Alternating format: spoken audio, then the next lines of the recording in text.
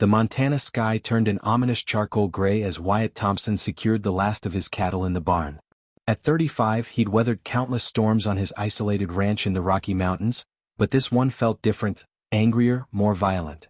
The wind howled through the pine trees like a wounded animal, and the first fat raindrops splattered against his weathered face. Wyatt had built this solitary life deliberately. After his divorce 3 years ago, when Sarah left him for a city lawyer, claiming ranch life was too lonely, too hard, he'd sworn off complications. His days followed a predictable rhythm: tend the cattle, maintain the property, eat simple meals alone, and fall asleep to the sound of mountain silence.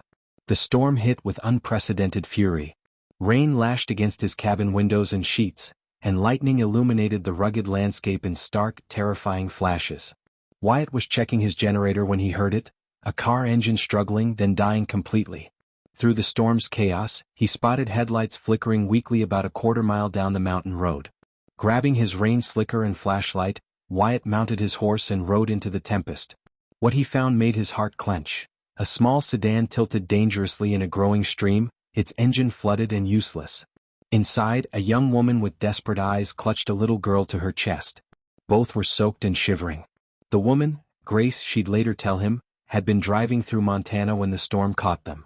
Her car had skidded off the road, and now rising water threatened to sweep them away. "Ma'am, you need to come with me now," Wyatt shouted over the wind, extending his hand through the passenger window. Grace hesitated for only a moment before lifting her daughter toward him. "Emma first," she insisted, her voice steady despite her fear. Wyatt carefully pulled the 6-year-old onto his horse, then helped Grace climb up behind him. As they rode toward his cabin, he felt something he hadn't experienced in years: the weight of responsibility for someone else's safety, and surprisingly he didn't mind it. His cabin, rustic but warm, welcomed them with the glow of oil lamps and a crackling fireplace. Grace wrapped Emma in blankets while Wyatt prepared hot coffee and soup. As the storm raged outside, he observed this unexpected family in his space: Grace's protective instincts, her quiet strength, and Emma's resilient spirit despite their obvious ordeal. "We were heading to Seattle," Grace explained quietly while Emma slept. "Starting over." Her voice carried pain she didn't elaborate on, but Wyatt recognized the sound of someone running from something, or someone. 3 days passed and the storm showed no signs of relenting. Wyatt's cabin, usually echoing with solitude, now buzzed with life. Emma's laughter filled corners that had been silent for years, and Grace's presence brought a warmth that had nothing to do with the fireplace. Grace insisted on helping with chores despite Wyatt's protests.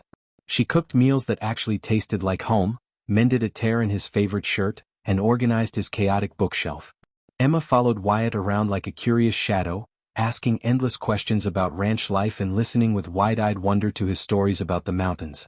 "Why don't you have a family, Mr. Wyatt?" Emma asked one evening, her innocent question cutting straight to his guarded heart. "Sometimes families don't work out the way we plan, little one," he replied, surprised by his own honesty. Grace watched these interactions with growing appreciation.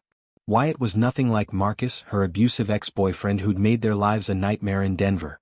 Where Marcus had been controlling and violent, Wyatt was gentle and respectful.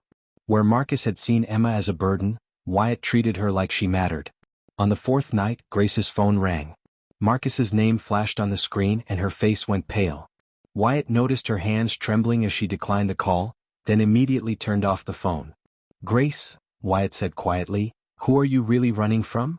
The story poured out of her: Marcus's escalating abuse, his threats to take Emma away, the restraining order that felt like paper against his rage. She'd emptied her savings to escape Denver, hoping to reach her sister in Seattle, but now she was stranded with nowhere to go and no money left. "He'll find us," Grace whispered, tears finally falling. "He always finds us." Wyatt felt something fierce and protective rise in his chest. This woman and child had brought light into his darkness, and he'd be damned if he'd let anyone extinguish it. "Not here," he said firmly. "Not on my land." That night, as Grace tucked Emma into the makeshift bed they'd created on his couch, Wyatt made a decision that would change all their lives. He'd spent 3 years building walls around his heart, but sometimes the right people could make those walls feel less like protection and more like prison. The 5th morning brought devastating news. The main road had washed out completely, and the bridge connecting Wyatt's ranch to the highway had collapsed. They were truly isolated now, cut off from the outside world for at least 2 weeks while emergency crews worked to restore access. Grace tried to hide her panic, but Wyatt saw through her brave facade. Being trapped meant Marcus had more time to track them down, more time to discover their location. Her phone had been buzzing with blocked calls and threatening messages before she'd finally thrown it in a drawer.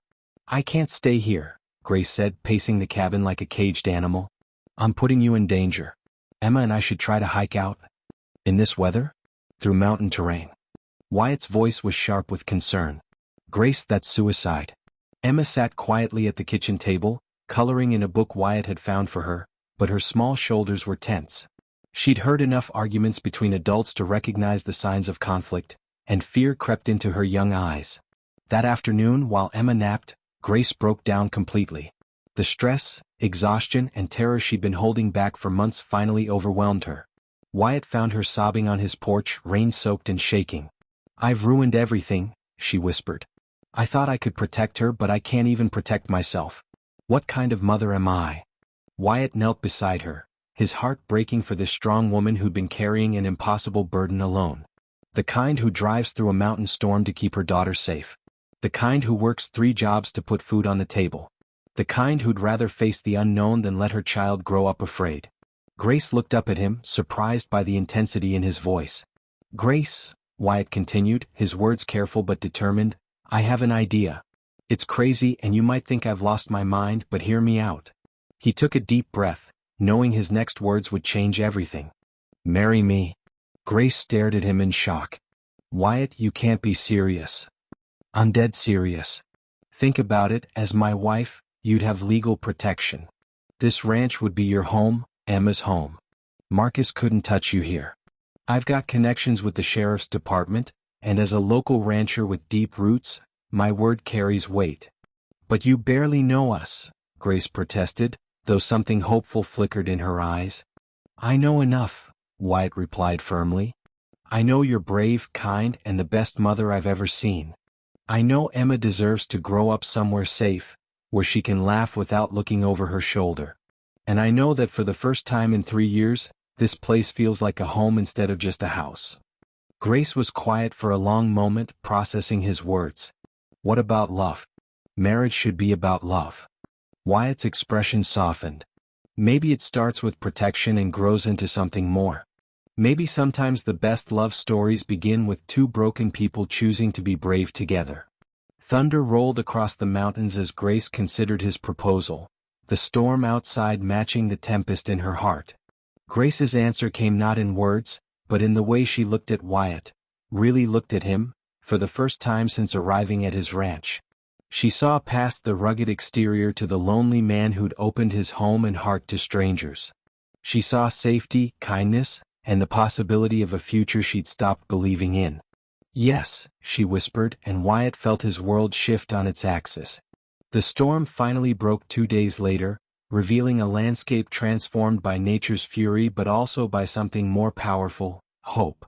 While they waited for the justice of the peace to arrive from town, Wyatt taught Emma to ride his gentlest horse, and Grace learned the rhythms of ranch life that would soon become her own. Emma adapted with the resilience of childhood, already calling Wyatt Papa Wyatt, and chattering about helping with the cattle. For the first time in her young life, she felt truly safe, surrounded by mountains that seemed to stand guard against all the scary things in the world. The wedding ceremony was simple. Just the 3 of them, the justice of the peace and the vast Montana sky as witness. Grace wore a simple blue dress she'd packed for job interviews in Seattle, and Wyatt had cleaned up in his best shirt and boots. Emma served as both flower girl and ring bearer, taking her duty seriously. "Do you, Wyatt Thompson, take Grace Mitchell to be your lawfully wedded wife?" Judge Harrison asked. "I do," Wyatt replied, his voice steady and sure. "And do you, Grace Mitchell, take Wyatt Thompson to be your lawfully wedded husband?"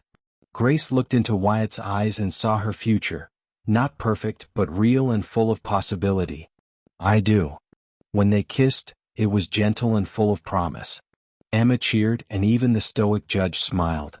That evening, as they sat on the porch watching the sunset paint the mountains gold, Grace's old phone buzzed one final time.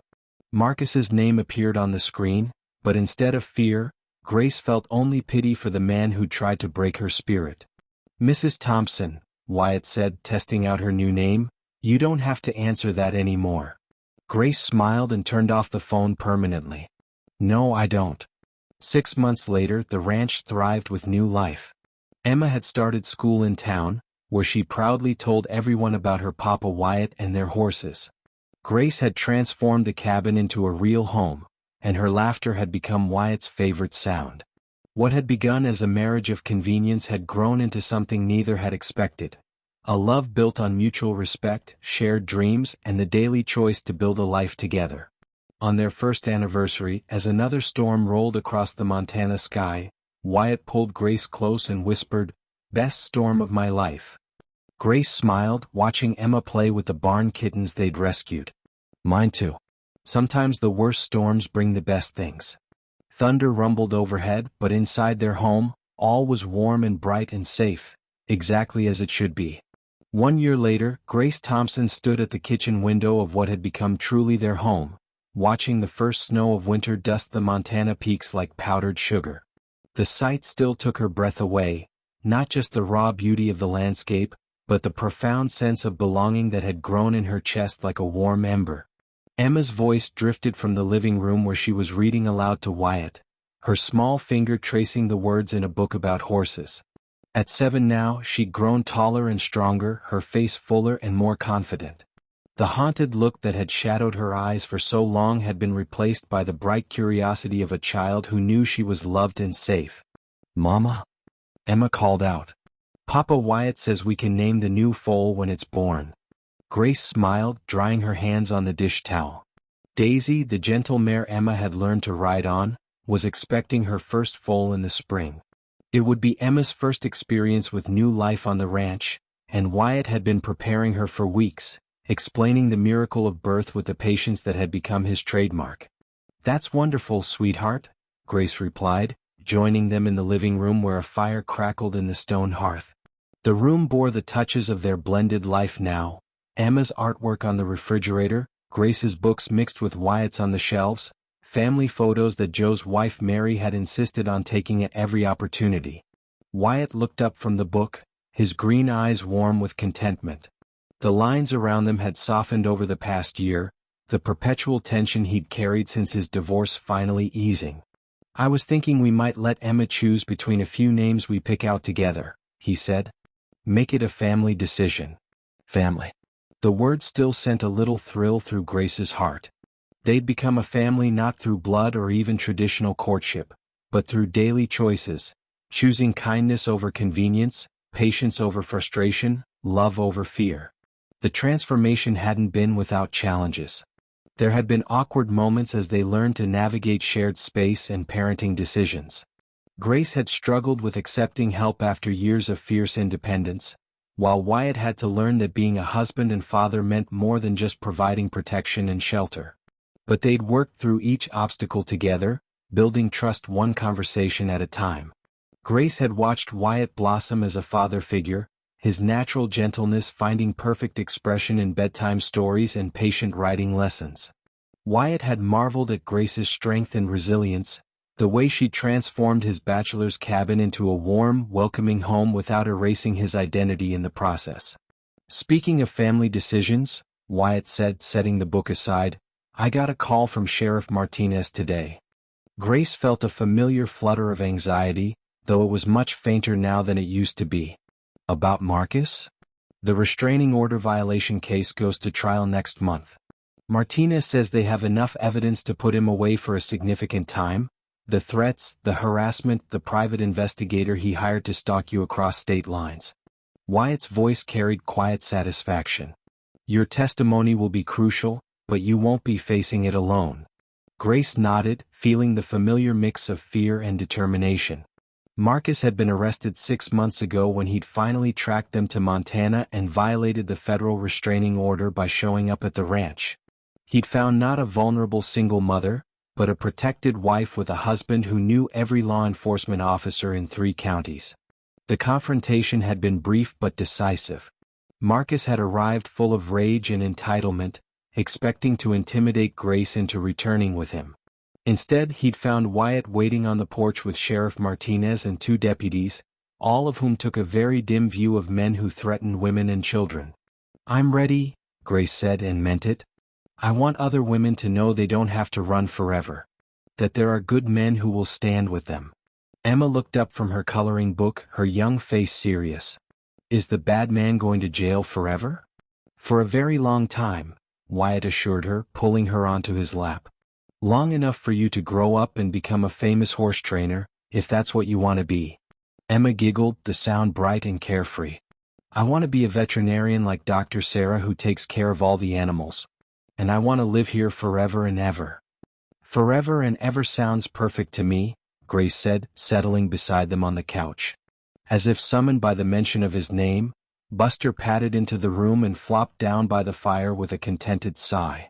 The golden retriever had appointed himself Emma's personal guardian, rarely leaving her side when she was home from school. I have something to tell you both, Wyatt said, his voice taking on a tone that made Grace look at him more closely. I've been thinking about expanding the ranch operation. Maybe adding a therapeutic riding program for kids who've been through trauma. Grace felt her heart skip. Wyatt, that's a wonderful idea. I was hoping you might want to help run it, he continued, his eyes meeting hers. You understand what these kids have been through better than anyone. And Emma could be our first success story, proof that healing is possible. The idea took Grace's breath away. To turn their experience into something that could help other children, other families, it felt like the perfect way to honor their journey. I'd love that, she said softly. More than you know. Emma bounced excitedly in Wyatt's lap. Can I help too? I could show the scared kids that horses are nice. You'd be the best helper we could ask for, Wyatt assured her. As the evening wore on and Emma eventually fell asleep between them on the couch, Grace reflected on the incredible journey that had brought them here. A year ago, she'd been a terrified woman running through a storm with nowhere to go. Now she was a wife, a partner in building something meaningful, a woman who'd found her strength not in isolation but in connection. Wyatt, she said quietly, not wanting to wake Emma, do you ever regret it? Taking us and changing your whole life. Wyatt was quiet for a moment, his hand gently stroking Emma's hair. When he spoke, his voice was thick with emotion. Grace, before you and Emma came into my life, I was just existing. Going through the motions, keeping busy enough to avoid thinking about how empty everything felt. He turned to look at her, his eyes bright with unshed tears. You didn't just give me a family, you gave me a purpose. A reason to be better than I was. Grace felt her own eyes fill. You saved us. We saved each other, Wyatt corrected gently. That's what families do. Outside, the wind picked up, rattling the windows with the promise of another storm. But inside their warm home, surrounded by the evidence of their love, Emma's drawings on the walls, the wedding photo Mary had taken, the comfortable chaos of a life fully lived, Grace felt only peace. She thought about the woman she'd been a year ago, desperate and afraid, driving through a Montana storm with no destination except away. That woman could never have imagined this life, this love, this profound sense of home. Sometimes the most beautiful love stories weren't the ones that began with passion and fireworks. Sometimes they were the ones that began with kindness and grew into something deeper, stronger, more lasting than anything Hollywood could imagine. As Wyatt carefully carried a sleeping Emma to her room and Grace banked the fire for the night, she whispered a prayer of gratitude to whatever force had guided them through that storm and into each other's lives. Tomorrow would bring new challenges, new joys, new opportunities to choose love over fear. But tonight, in their mountain sanctuary, all was well. The storm had passed, the family was safe, and love had found a way to bloom in the most unexpected place. Grace Thompson fell asleep in her husband's arms, listening to the wind sing through the pines and knowing that whatever storms might come, they would weather them together, stronger for having been broken, wiser for having been lost, and grateful beyond measure for having been found.